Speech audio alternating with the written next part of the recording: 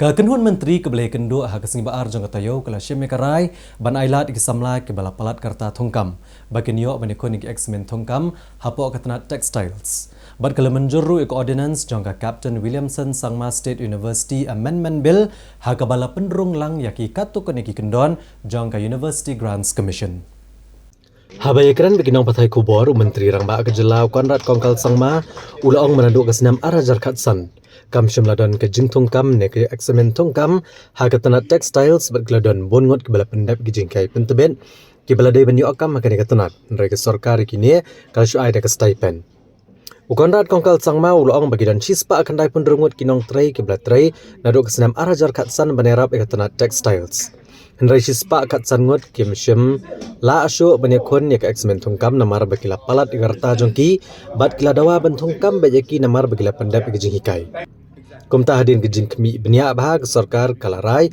ban ailat igini ginong tray bagini kon ya ke Eksmen Tongkam I agree with you, but the process that time to appoint them was not followed. And hence we have to rectify that particular aspect. Otherwise, anybody could tomorrow go to court and say that how come we regularize them straight away. So hence regularizing them straight away is not an option for us because the selection process has to be there, it has to be conducted, exams have to be held, interviews have to be held. It should have been done in 2015. I'm not here to blame anybody, but because the process was delayed and the recruitment process did not take place that time, and hence many people actually became over age. So hence there was a very, very complicated issue that was there in front of us. But yes, you're right from that aspect, but then the procedures have to be followed. And hence we try to make it as easy and inclusive as possible, but it would not be possible for us to directly regularize the existing employees because the selection process was not done in that manner. Menteri Rangba ula pentebru baka kenhun menteri kala ajing menjer ya ke Ordinance ban besolang ya ki kendon jong ke UGC na kebenta ban penterekam ya ke Captain Williamson Sangma State University Act. Ulang bagi katokan ki kendon ke bala pendrung ki kenthop ke jingthong ya ke Board of Governors bat ke jing penwandor ya ke Board of Governors ki balongkat kum ki kendon ke UGC bat ke Board of Management kum bala betha ke UGC bat katokan ni ki jing penkala ki beret Ukonrad Kongkal Sangma uli tho bagi kam gijam kaliya chakmat hakabere bagi jing shnai ke ne school ba bat ke sorkar ke boi ka thong bade banele ban pendap koloi nang banadu ka snem banwan on yo man sedang no eki class Press conference. So we had a cabinet meeting today, and there were 5 agendas that were discussed and cleared in the cabinet meeting today. The first agenda was the ordinance that we brought in for the Captain Williamson Sangma State University Amendment Bill. As you are aware that we have expanded the scope of the Captain Williamson Sangma State Technical University and made it into a full-fledged state university now. But while we did the amendments to that, there were certain other concerns that were raised, and after discussion with the Honorable Governor and others, and the Education Department, the amendment was being done to incorporate certain UGC norms that are there. And hence that amendment was cleared in terms of an ordinance today to put in the UGC norms which will be applicable in the Captain Williamson Sangma State University Act. So we have included those particular norms. There are many of them in detail, which I don't think I'll be able to go through. But just to give you a basic idea, for example, the Board of Governors, the structure of the Board of Governors as prescribed by the UGC, so that amendment will have to be incorporated. Then Board of Management as per prescribed by the UGC norms, that will be incorporated in this. Then other small changes that are there which are required as per the UGC rules and regulations. Those small changes, other changes will also be incorporated, but the major one is the Board of Governors and the Board of Management. Menteri Rangba ke Jela ulong ba ke sorkar Jela ke labatha Deputy Commissioner ke District West Garo Hills ban IT ke kaipot ke babnya. Ha ke bede ba ke jingsha atu jang ke jaka sorkar ke badan hatura. Bat ke sorkar ke lasya mekarai badan kam ban wat kilat kelenti ban penbet cisendon ya kene ke kam kentur pot. Ulong bagi don bon ba ke jaka sorkar ke belasya atu akipat ba. Bat kini ke jaka ke dai ke jang ditrat sorkar ba ke jingtu ke jaka sorkar ke lajah William Nagar dari ke sorkar ke penbet bat kipat ba halor ke hok long terai ke jaka sorkar. Ha kaba kutru la menjore karai bagi beliau ke bakuntur pot ke nahaban siuno da ke bayu-bay sya ke sorkar. Menteri Rangba ulong badagani ke jo hi galenti ke belale ha William Nagar la ban le hatura ban penbet bat kinong kentur ha ke jaka sorkar bar ke sorkar kam sngoya ha ban kendang ne ban be kini kinong kentur jaka ki balasa bon snem ukonrat kongkal sangma ulong bagidan bon teli ke jaka sorkar hatura ki balasa kentur upot Khangdam hawal bagre dakop gre bat marjan bat ke civil hospital. Ulong bak sorkar kan persang menekran penbet bakini ke bakentur jaka bane menjur lang nara ke sorkar kedan kame ke jaka ban pentre yagi project bakongsan. Bat banchna penhe ke jaka sumar ani banchna ya ke office MPSC. So it's like this. Number one, this problem has been building up for the last 50 years. And at different phases, government procured different lands. They were not demarked. They were not, protected. And hence, a lot of people started encroaching those lands. And they've been living there for the last 20 years, 30 years, 50 years now. And therefore, the situation in front of us is to remove all of them, lock, stock, and barrel, and capture the whole thing again.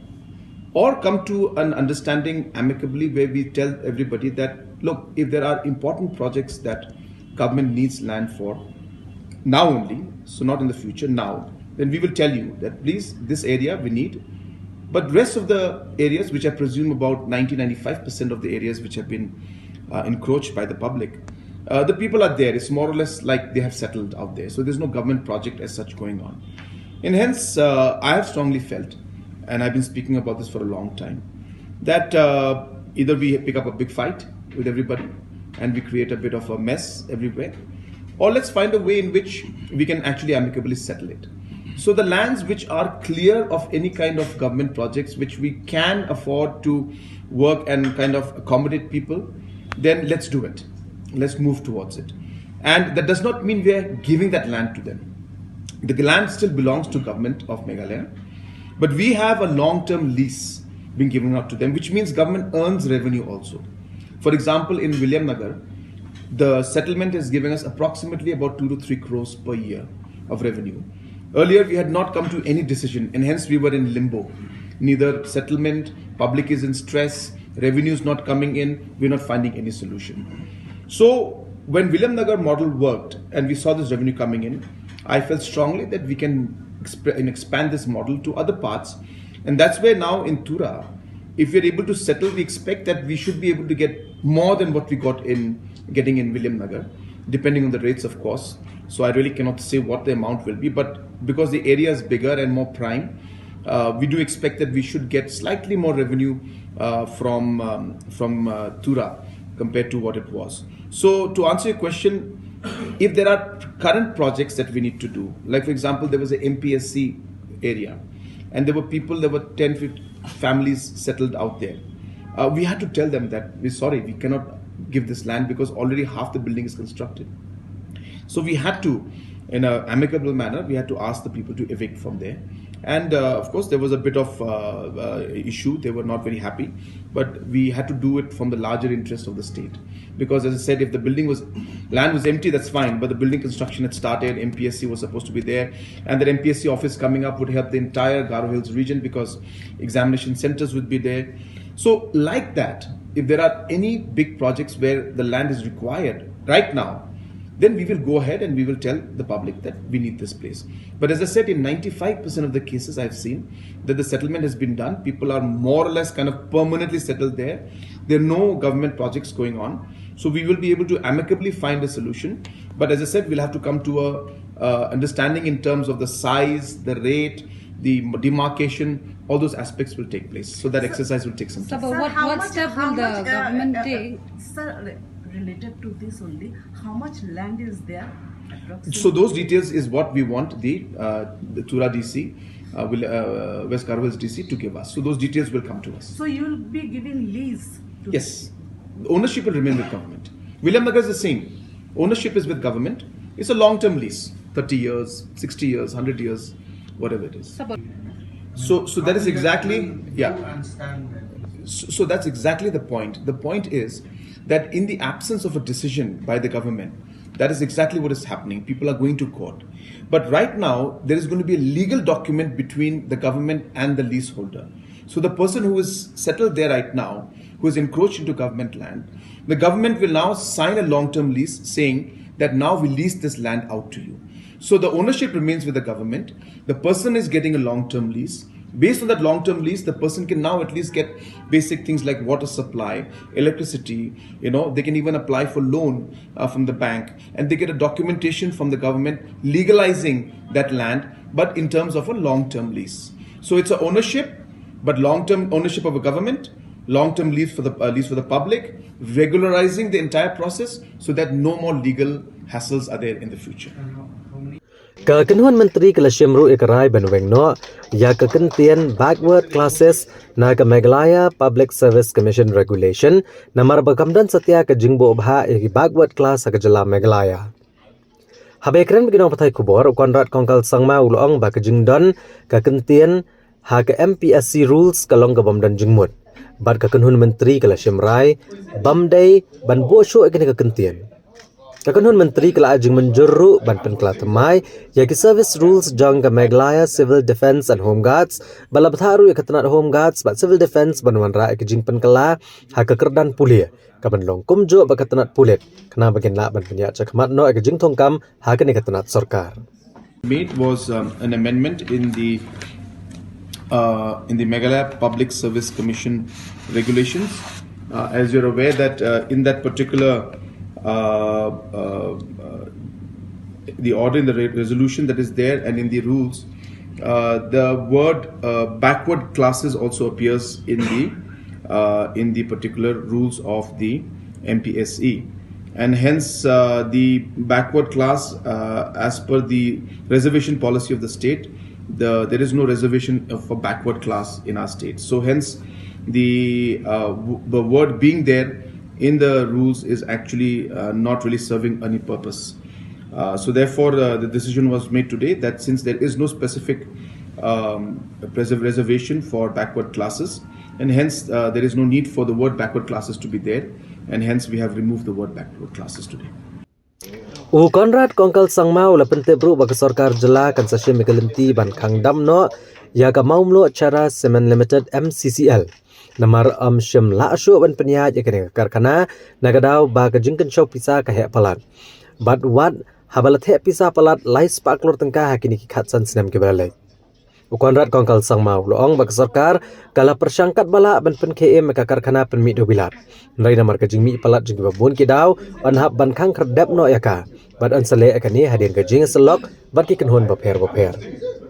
Ulitho bagi sorkar jela Kelasiam ya kesenja menepen bed da kejing snotho jingmut bat kinong tray bat ki kenhuan baper bat on sa pentre kam no da ka VRS bat kejing ai khublai ti khatdo ya kinong tray bapura jong ke MCCL ulong bagi sorkar kala persang ban pen KM ke MCCL da ka joint venture bat ki company Shimet nrai shamlayo ya ki jubab ki babiang The joint venture, but sadly we did not get too much of a positive response. As I said, we had three options. First option was for the government to spend close to 150 crores, touching 200 crores from our side, which we felt was very, very difficult for us to do. Second option was for us to go for a joint venture, where we had